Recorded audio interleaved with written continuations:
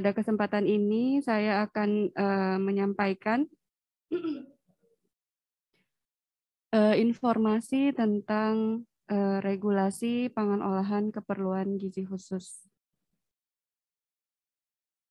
Sebentar saya.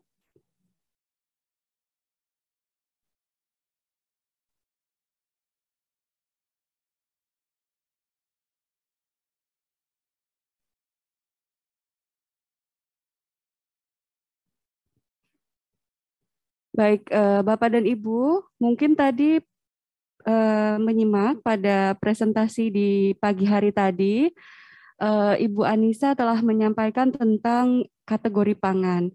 Pada kategori pangan tersebut, bila Ibu dan Bapak masih ingat, terdiri dari 16 kategori ya Bapak dan Ibu, dan satu kategori pangan, yaitu kategori pangan 13, namanya adalah pangan olahan untuk keperluan gizi khusus. Mengapa kelompok pangan ini atau kategori pangan ini disampaikan disampaikan lagi pada kesempatan kali ini? Karena pada kelompok pangan ini, jika kita melihat perbandingannya dengan kelompok kategori pangan yang lain 1 sampai 16, persyaratan mutunya mengikuti kurang lebih yang ada di dalam peraturan kategori pangan tersebut.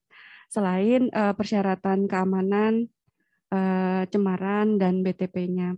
Nah, untuk pangan olahan untuk keperluan gizi khusus ini, kategori pangan 13, di dalam kategori peraturan kategori pangan disebutkan saja apa saja subkategori pangannya, kemudian jenis-jenisnya. Di dalamnya diinfokan tentang definisinya. Terkait dengan persyaratan lainnya, ternyata pangan ini punya persyaratan yang lebih detail lagi. Selain keamanan, mutu, gizi, label, bahkan iklan. Pangan ini pangan ini diatur lebih detail dalam satu peraturan, yaitu peraturan tentang pangan olahan keperluan gizi khusus. Mari kita lihat ya Bapak dan Ibu, apa sih Pak PKGK ini? Biasanya kita singkat PKGK ya, karena nanti kita akan sering menyebut. Mengingatkan kembali, kita berangkat dari dasar hukum, mulai dari Undang-Undang Nomor 18 Tahun 2012 tentang pangan, kemudian PP-nya tentang keamanan pangan. Dari situ ada amanah pasal 32 ayat 2 bahwa Kepala Badan POM mempunyai kewenangan untuk dapat menetapkan persyaratan mutu pangan untuk pangan dengan tingkat risiko keamanan yang tinggi. Apa saja sih mungkin Bapak dan Ibu berpikir tingkat risiko keamanan yang tinggi biasanya terkait dengan cemarannya seperti itu atau prosesnya. Ternyata satu lagi Bapak dan Ibu, bahwa yang menjadi konsumen tertentu bila konsumen tersebut khusus ini merupakan salah satu dari tingkat risiko yang tinggi. Nah, ini tadi contohnya pangan untuk kelompok konsumen tertentu, pangan steril komersial, pangan iradiasi, dan pangan rekayasa genetika. Jadi kelompok PKGK ini termasuk salah satunya. Oleh karena Badan POM diberi kewenangan, maka kami menyusun peraturan tentang PKGK ini. Mohon diperhatikan ada 3 peraturan. Yang pertama peraturan nomor 1 tahun 2018 tentang pengawasan PKGK dan perubahannya. Perubahannya itu tahun berikutnya, yaitu nomor 24 tahun 2019 dan nomor 24 juga tahun 2020. Mengapa sampai ada 3 peraturan ini dalam 3 tahun? Jadi nanti kita akan lihat bersama, karena di dalamnya menjelaskan jenis-jenis PKGK yang kita susun secara bertahap. Kita lihat ya. Mengingat kembali oh iya Bapak dan Ibu, mungkin karena kita refresh atau belajar kembali tentang peraturan, ada baiknya Bapak dan Ibu bisa sambil membuka peraturannya, Karena pada dasarnya yang kita sampaikan di sini tuh highlight aja. Jadi Bapak dan Ibu bisa membuka peraturannya, nanti akan disebutkan, atau tadi juga disebutkan di halaman JDIH Badan POM, atau yang ada di subsite standar pangan. Nanti biar terbayang ya Bapak dan Ibu. Ini bila kita lihat di peraturan tentang kategori pangan, dia masuk ke kategori pangan 13. Seperti tadi saya sampaikan, di situ disebutkan mulai dari pengelompokannya. 13.1 ini biasanya bukan biasanya. Ini formula bayi, formula lanjutan, formula pertumbuhan serta formula bayi untuk keperluan gizi khusus. Keperluan medis khusus. Jadi memang bayi ada di sini. Bayi dan anak sampai 3 tahun. Kemudian 13.2 pengelompokannya untuk makanan untuk bayi dan anak dalam masa pertumbuhan. Ini contohnya MPASI. MPASI juga ada MPASI utama yang dimakan pada waktu waktu makan. Kemudian ada juga kudapan. Kemudian ada juga yang makanan selingannya untuk anak 1 sampai 3 tahun. 13.3 kita beralih ke pangan olahan keperluan medis khusus tapi untuk dewasa. Kemudian 13.4 pangan olahan diet untuk kontrol berat badan.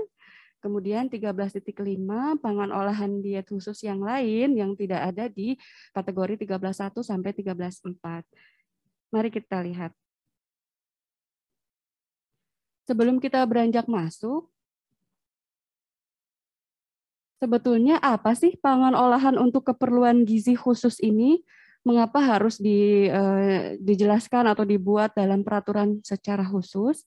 Bapak dan Ibu, PKGK ini dibagi menjadi 2 kelompok besar, yaitu pangan olahan untuk diet khusus, yang keduanya pangan olahan untuk keperluan medis khusus.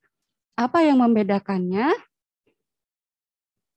Jadi kalau PDK ini pangan olahan yang diproses atau diformulasi secara khusus untuk memenuhi kebutuhan gizi tertentu karena kondisi fisik atau fisiologis tertentu tentunya dari konsumennya. Jadi jangan lupa kita berangkat dari kebutuhan konsumen ya Bapak dan Ibu, kebutuhan gizi dari yang akan mengkonsumsi.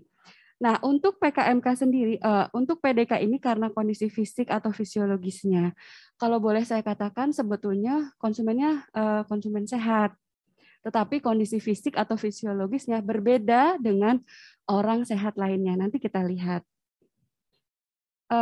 PKMK atau pangan olahan untuk keperluan medis khusus, ini pangan olahan yang diproses atau diformulasi secara khusus untuk manajemen diet bagi orang dengan penyakit atau gangguan tertentu. Dari sini kita bisa lihat kalau PKMK ini diperuntukkan untuk konsumen yang mempunyai penyakit tertentu. Jadi sebelah kiri ini konsumen sehat, sebelah kanannya sakit. Yang sehat tapi kondisi fisiknya berbeda. Misalnya bayi, dia masih kecil, ibu hamil, dia hamil. Kemudian atau pangan olahragawan, dia sehat tetapi punya kebutuhan karena dia misalnya atlet, seperti itu. Nanti kita lihat contoh-contohnya. Kalau yang sebelah kanan, konsumennya adalah orang sakit. Nah, ini adalah jenis pangan olahan untuk diet khusus. Jadi kalau kelompok PDK itu contohnya apa saja? Kita akan selalu membagi 2 ya Bapak dan Ibu, kelompok bayi dan anak dan kelompok dewasa. Untuk kelompok bayi dan anak, yang ini tadi, dari mulai formula bayi, formula lanjutan, formula pertumbuhan, makanan pendamping air susu ibu atau MPASI, dan makanan selingan untuk anak. Ini untuk 1 sampai 3 tahun. Jangan lupa nomor 1, 2, 3 ini ada range usianya ya Bapak dan Ibu. Jangan lupa kepada kita Bapak dan Ibu sebagai pengawas, mungkin nanti Bapak Ibu di akademisi kalau ini ada perbedaan untuk dari usia konsumennya. Nah, untuk kelompok dewasa ada minuman khusus ibu hamil dan atau ibu menyusui, pangan olahragawan, dan satu lagi pangan untuk kontrol berat badan. Jadi kedua kelompok ini semuanya sehat, tetapi punya kondisi fisiologis yang berbeda. Nah, kalau kita lihat di peraturan pangan olahan keperluan gizi khusus itu, masing-masing jenis pangan ini kita atur persyaratannya masing-masing Ibu dan Bapak. Misalnya formula bayi, akan dijelaskan ruang lingkupnya seperti apa. Kalau kita melihat di sini contohnya, ketentuan ini berlaku untuk formula bayi dalam bentuk cair atau bubuk, yang jika perlu digunakan untuk menggantikan air susu ibu. Nah, ada bayi juga ya. Tertarik nih, karena materinya sesuai. Kebutuhan gizi normal bagi bayi.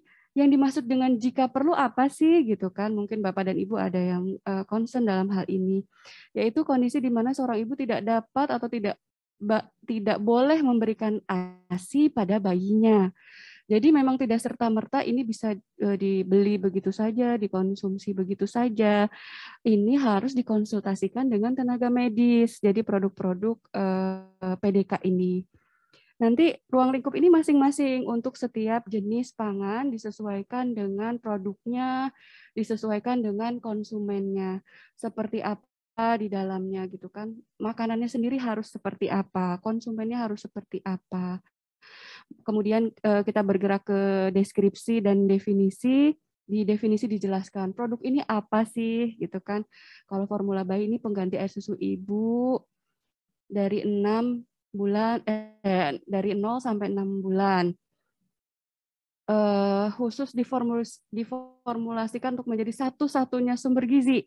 Kalau formula bayi ini kan satu-satunya. Dalam bulan-bulan pertama kehidupan sampai. Nah, kemudian kita masuk ke persyaratan mutunya.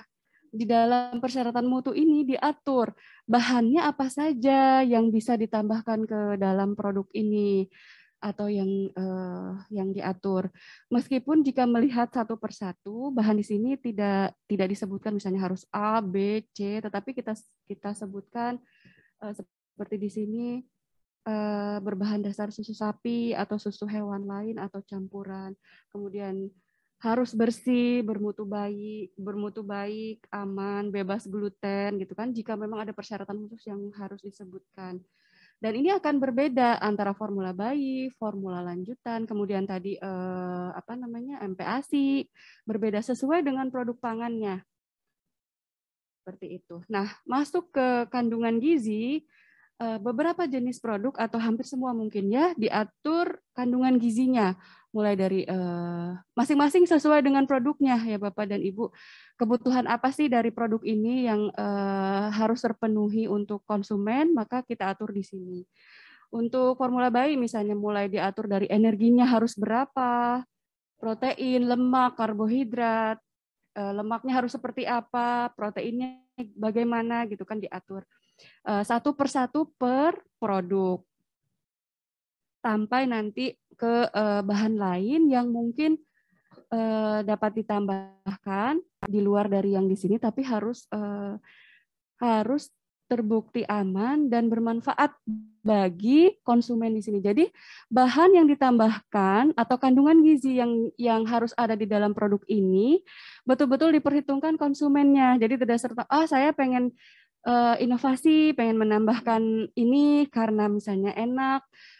Untuk produk tertentu, apalagi PDK ini untuk bayi, ini harus dipastikan memang dibutuhkan atau bermanfaat untuk bayi. Apalagi misalnya yang lain untuk bayi. Ya bayi kan selama ini ininya ASI ya, Ibu dan Bapak, maka kita melihat apakah ini memang biasa atau manfaat atau fungsi ini memang dapat menggantikan sesuatu yang ada di ASI. Nah, itu betul-betul kita harus lihat. Kita juga atur di dalamnya tentang bahan tambahan pangan. Meskipun demikian, kita sampaikan di dalamnya bahwa produk ini harus mengacu ke peraturan bahan tambahan pangan yang nanti mungkin akan dijelaskan lebih lanjut oleh narasumber berikutnya. Jadi tidak kita detilkan di dalam peraturan ini karena tentu saja ada banyak informasi banyak ya di peraturan bahan tambahan pangan. kita juga atur labelnya. Jadi produk pangan itu mungkin Bapak dan Ibu sudah tahu ada tentang label pangan olahan secara umum harus bagaimana. Produk PDK ini juga selain yang diatur dalam label pangan olahan secara umum, ada yang perlu diperhatikan, perlu dicantumkan, perlu ditambahkan, dan itu adanya di setiap jenis PDK-nya. Jadi memang kita harus melihat satu persatu dari jenis pangannya ada di peraturan PKGK. Kita beranjak ke PKMK, pangan olahan untuk keperluan gizi khusus.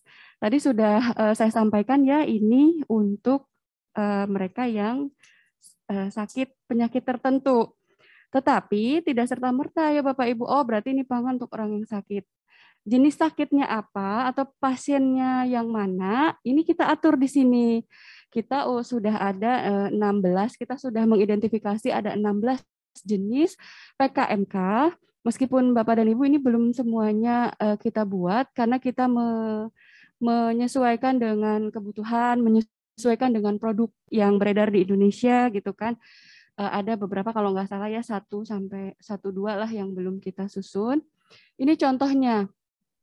Yang pertama adalah PKMK untuk pasien kelainan metabolik. Jadi ini dari sejak lahir dia memang tidak bisa mencerna atau memetabolisme komponen pangan tertentu atau zat gizi tertentu dari pangan tersebut. Jadi kalau boleh saya tegaskan, PKMK ini memang pangan yang memang merupakan modifikasi dari pangan secara umum. Karena pasien yang akan mengkonsumsinya tidak dapat mencerna seperti orang normal, tidak dapat memetabolisme komponen pangan atau zat gizi tertentu, mungkin tidak dapat mengekskresikannya gitu kan. Jadi mereka ini perlu pangan yang dimodifikasi agar mereka tetap bisa mendapatkan manfaat dari pangan itu sendiri. Misalnya mendapatkan asam aminonya, misalnya nggak bisa asam amino tertentu seperti nomor 1 setelah dimodifikasi, akhirnya dia bisa makan, dia bisa mendapatkan zat gizi lain karena makanannya sudah dimodifikasi atau asam amino yang memang mengganggu proses metabolismenya sudah dihilangkan. Jadi ini betul-betul diformulasi betul-betul ya agar pasien ini bisa mengkonsumsi dan mencerna, memetabolisme sehingga dia bisa mendapatkan kebutuhan gizi dari makanannya. Macam-macam ya, ada bayi dan anak nih, bayi prematur, kemudian dukungan nutrisi anak berisiko gagal tumbuh, gizi kurang atau gizi buruk.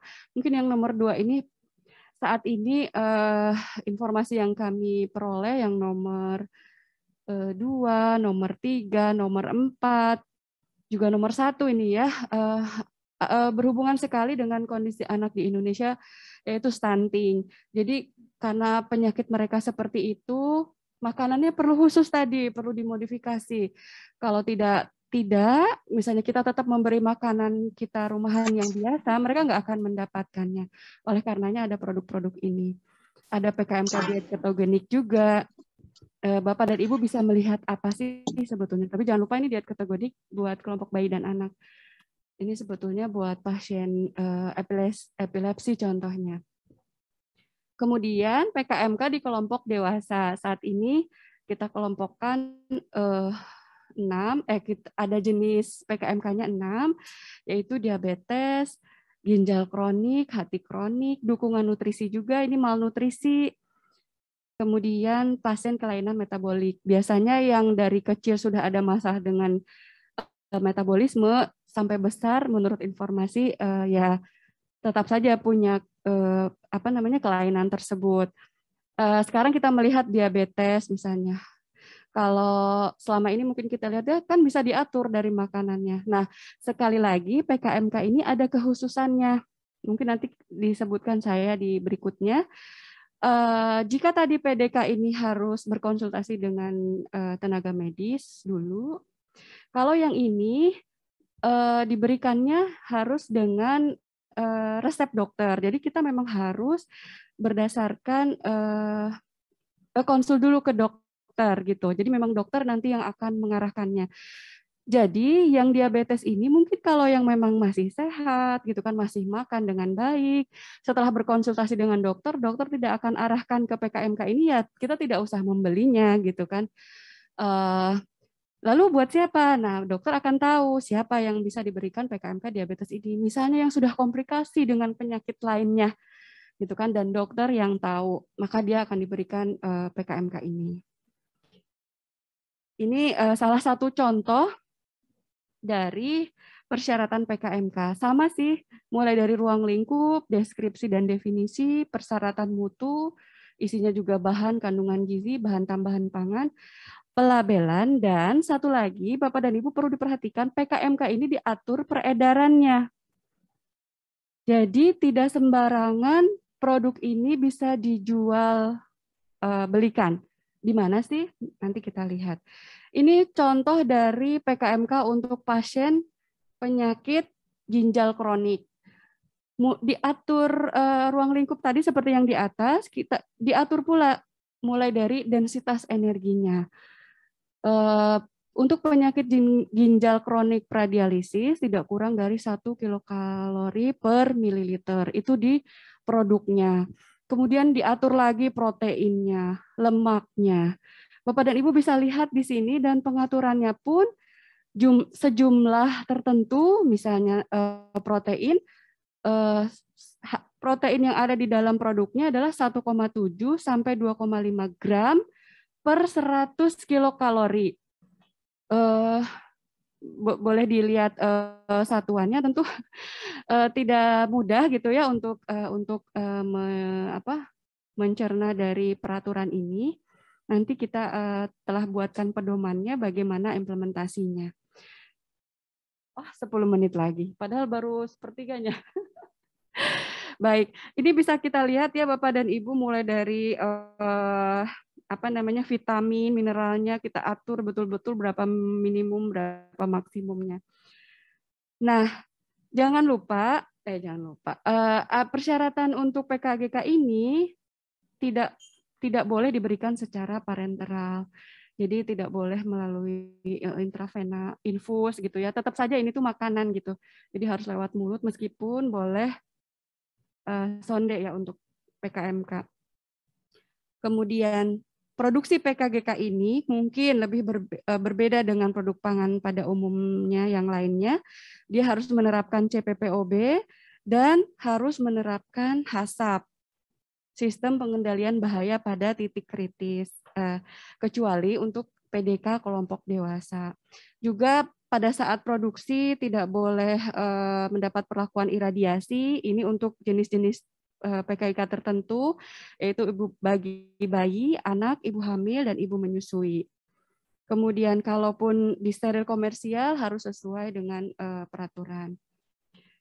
PKMK ini sebagai informasi bisa sebagai makanan pengganti, artinya secara keseluruhan dari pagi sampai mau tidur lagi memang makanannya itu saja, atau sebagai makanan tambahan, misalnya pada pagi hari saja, kemudian dua waktu makan lainnya mungkin makan biasa.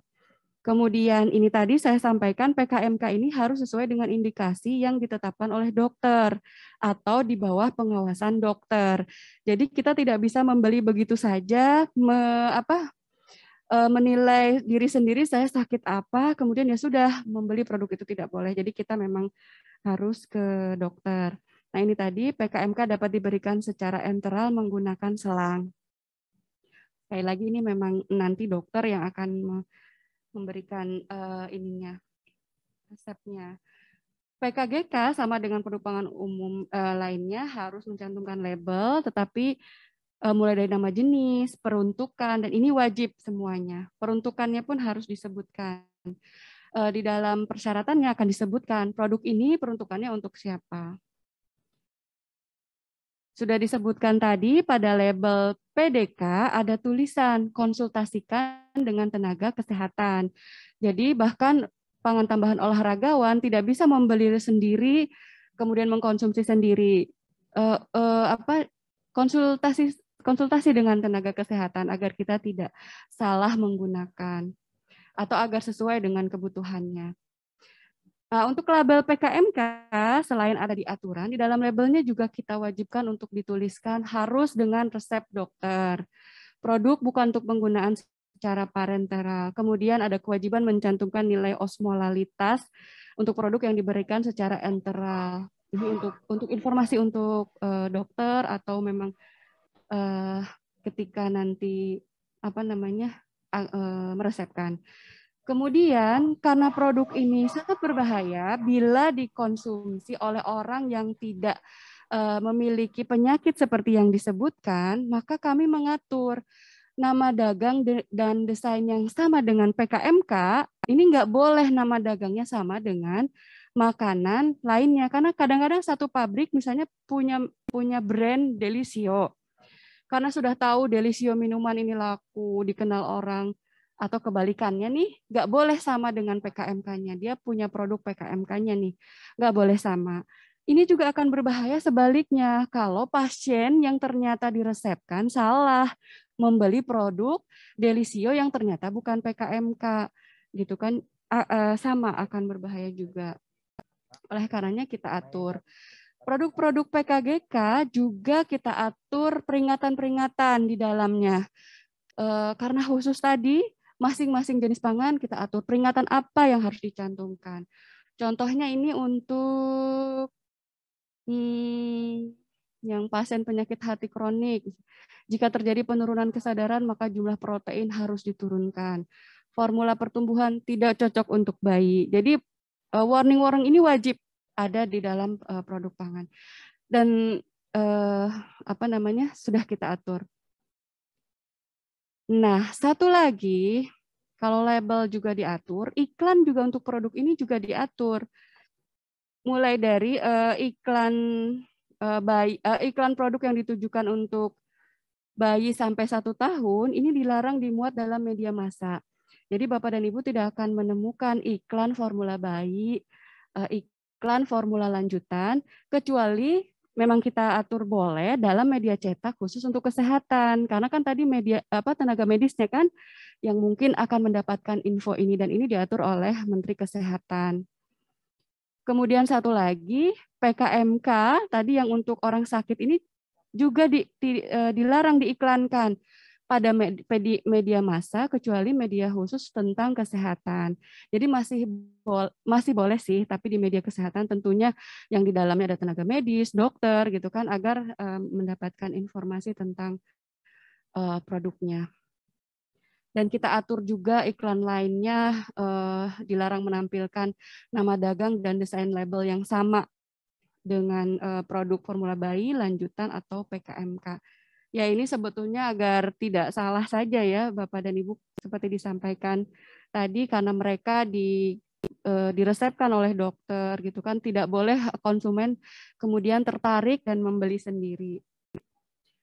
Karena diatur PKMK ini harus dengan resep dokter gitu kan, tadi berada di dalam pengawasan dokter, maka peredarannya juga diatur. Hanya boleh dijual di apotik, puskesmas, dan rumah sakit. Kecuali, mungkin ini Bapak dan Ibu dari dinas, memang ada dalam program pemerintah, contohnya dalam penanggulangan masalah gizi. Pendistribusiannya ini misal bisa di posyandu, misalnya ya, tidak di apotik, tapi diatur sesuai dengan ketentuan peraturan undang-undangan. Sekarang ini juga ada penjualan kan tidak hanya di toko saja ya, atau tidak tatap muka saja. Daring juga kita atur, karena walau bagaimanapun media daring bisa jadi iklan ya Bapak dan Ibu. Jadi penjualan produk PKMK ini hanya boleh di apotik daring, yang dia punya sendiri sistemnya, atau oleh lembaga sistem elektronik farmasi lain gitu, yang bukan milik sendiri. Jadi selain daringnya, luringnya, daringnya juga kita atur. Tadi seperti saya sampaikan, pada persyaratan disebutkan per 100 kilokalori seperti itu. Itu bagaimana sih implementasinya buat pelaku usaha, kemudian buat pengawas, bagaimana sih ini menghitungnya? Kita sudah menerbitkan pedoman yang di dalamnya mengatur bagaimana cara implementasi, termasuk salah satunya persyaratan PKGK. bisa dilihat dan semua informasi ini dapat diunduh di subsite kami ya Bapak dan Ibu. Kemudian tadi bila diingat, di dalamnya juga diatur zat gizi dan zat non-gizi. Tadi natrium, kalsium, tapi kan pada saat penambahannya pasti natrium klorida yang ditambahkan. Kemudian kalau tadi yang lainnya itu pasti dalam bentuk ada garamnya. Nah, itu kita atur dalam yang pertama dalam peraturan Badan POM nomor 30 tentang persyaratan penambahan zat gizi dan zat non gizi dalam pangan olahan. Kemudian kita atur pula jenis-jenisnya per kelompok itu di SNI 8484 tentang jenis senyawa gizi yang dapat ditambahkan dalam pangan olahan. Baik untuk pengawas nanti kalau cek ke pabrik apa yang mereka tambahkan zat gizinya tertentu. Sudah lari-lari ternyata sudah selesai. Baik, demikian yang bisa saya sampaikan Bapak dan Ibu. Nanti bila ada pertanyaan silahkan disampaikan kepada kami. Mudah-mudahan memberikan informasi kepada Bapak dan Ibu. Terima kasih atas perhatiannya ya Bapak dan Ibu. Saya kembalikan kepada moderator. Assalamualaikum warahmatullahi wabarakatuh.